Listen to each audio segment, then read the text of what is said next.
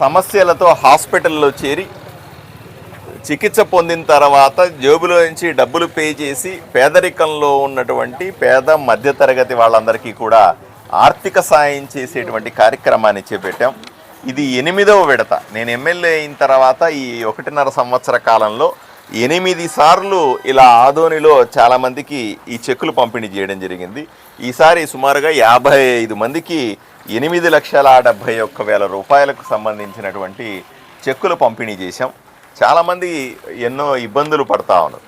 నాకు ఇక్కడ కనిపించేది ఏంటంటే, ఒకటి అందరినీ అడుగుతా ఉన్నాను, ఏమిటి సమస్యతో మీరు హాస్పిటల్లో చేరినారంటే, మొట్టమొదటిది మహిళలకి కడుపులో గడ్డలు కానీ మహిళలకు సంబంధించిన సమస్యల గురించి ఎక్కువ మంది చెప్తా ఉన్నారు. ఇది చాలా సీరియస్ అంశం. నేను ఇక్కడ ఉన్నటువంటి ఏరియా హాస్పిటల్లో ఉన్నటువంటి లేదా తల్లి పిల్లల హాస్పిటల్లో ఉన్నటువంటి డాక్టర్లతో ఒకసారి మాట్లాడతాను. ఎందుకు ఈ ప్రాంతంలో మహిళల కడుపులో గడ్డలు వస్తున్నాయి, ఎందుకు మహిళలకు ఈ ఇబ్బందులు వస్తున్నాయి అన్న విషయాన్ని కూడా మనం దీన్ని తరోగా సర్వే చేయాల్సి ఉంది. అవసరమైతే పెద్ద డాక్టర్లని కర్నూలు నుంచి కానీ లేదా విజయవాడ హైదరాబాద్ నుంచి పిలిపించి ఈ ప్రాంతంలో మహిళలకి ఈ రకంగా సమస్యలు ఎందుకు వస్తున్నాయి అన్న దాని మీద పూర్తి విచారణ చేయిస్తాను. రెండవ అతిపెద్ద సమస్య మన వాళ్ళు చెబుతుందంటే, కిడ్నీలకు సంబంధించిన సమస్యలు ఉన్నాయి అని చెప్తా ఉన్నారు. కిడ్నీలో రాళ్ళు రావడం కానీ కిడ్నీలో సమస్యలు రావడం కానీ ఇవన్నీ జరుగుతూ ఉన్నాయి. ఇది కూడా చాలా సీరియస్ అంశం. దీనికి సంబంధించిన ప్రత్యేక న్యూరాలజిస్టులు అంటారు.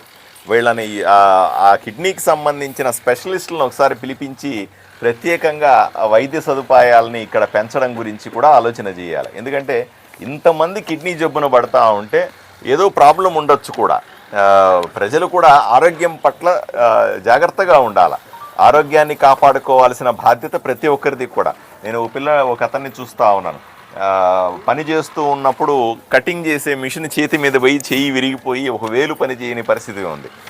ఇలా వృత్తిలో ఉన్న వాళ్ళకు కూడా ప్రత్యేకమైన సదుపాయాలు ఏర్పాటు చేయాలి. ఎవరన్నా రోజు పని చేసుకొని బతికే వాళ్ళకందరికీ కూడా, ఎందుకంటే ఇక్కడ చేసుకుంటే తప్ప బతకలేని పరిస్థితి ఆదోనిలో చాలామందికి ఉంది.